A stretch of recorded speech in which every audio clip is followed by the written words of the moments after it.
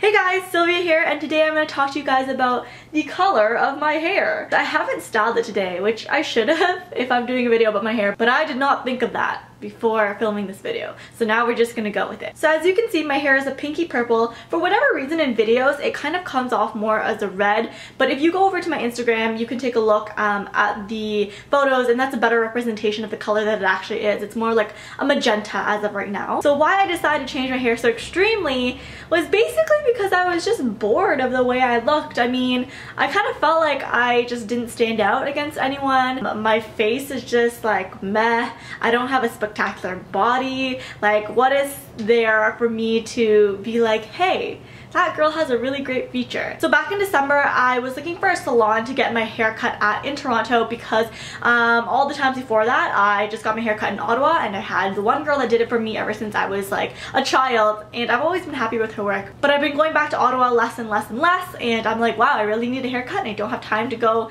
over 4 hours to Ottawa to get my hair done. So I asked you guys for recommendations on Instagram, and I came across the Salon NC+.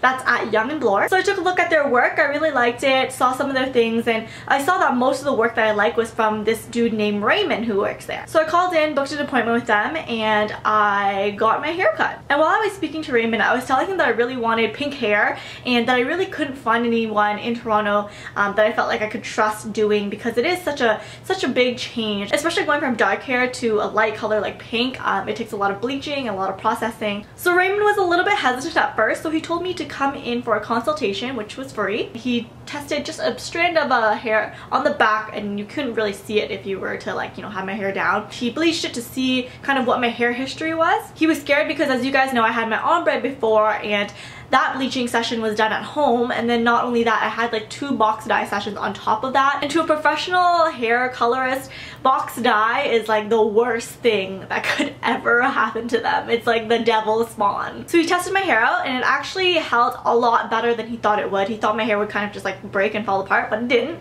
So he said, you know what? Yes, we can do the pink. Let's do the pink. However, I do not advise you to do the entire head pink because your hair probably will fall out at the state that it's in right now. And I'm like, okay, that's fine. Like, as long as you do something cool where I would say 80% of my hair is a fun color, then I'm happy with it. So we booked my first appointment, and it actually took 7 hours. I was there from 5 to midnight. Granted, the salon closed at 10, so thank God for Raymond for staying 2 hours later to get my hair completed that first session. So in that session, I believe we pre-lined my hair and then bleached it, I think once or twice. I don't quite remember since it was in December, but my hair basically ended up being extremely orange, and I was absolutely horrified, but he said that no worries, once the whole process is done, I would not be orange anymore. So I went back to the salon the next morning to do my second session, which was actually 6 hours, so it took us 13 hours in total. That day he put the color onto my hair, so we decided to go for a balayage ombre effect,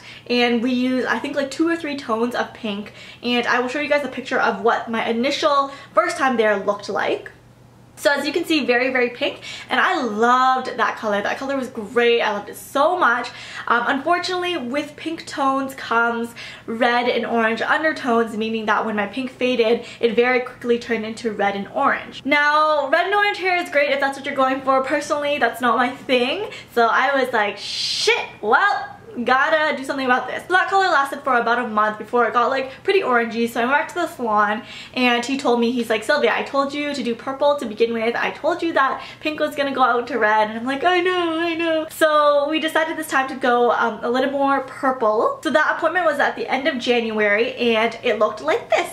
So very much magenta, super magenta. It was actually very much more like a gothic, vibrant purple when it first came out, but he told me as it faded it would lighten up. So as it faded, it did lighten up to a very, very nice purpley pink, and because he used 2 or 3 different tones, you could see the mix of like purple and pink tones in my hair. It like gave it a lot of really nice dimension. And with the purpley hair, it's a lot much easier to maintain. When it faded, it did not fade to red or orange. It just faded to like a salmon pink, and salmon pink was a lot easier for me to tone correct at home rather than go to the salon and redo my whole beautiful red orange hair. So since the end of January, I haven't gone back to the salon since, and my hair color is still looking good. I tone it myself at home about every 2 weeks. If you guys are interested in me showing you guys how to make your own toner at home to get rid of any orangey or yellow tones in your bleached hair, let me know in the comments below and I could do that for you guys. And it's kind of fun because now that my hair is this color, I can make it like as pink or as purple as I like. The last time I toned it was about a week and a half ago, and I went for a more pinky tone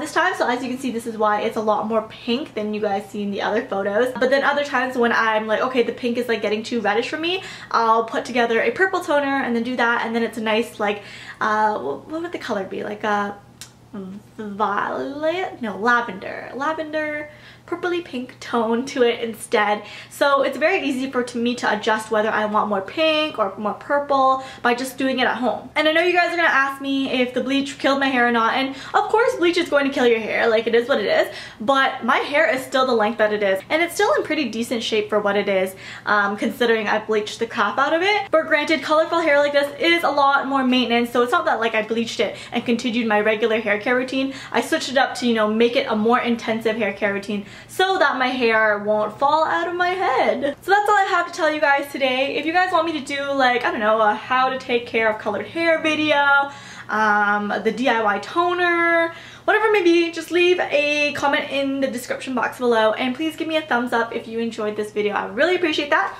and I will talk to you guys again soon. See ya!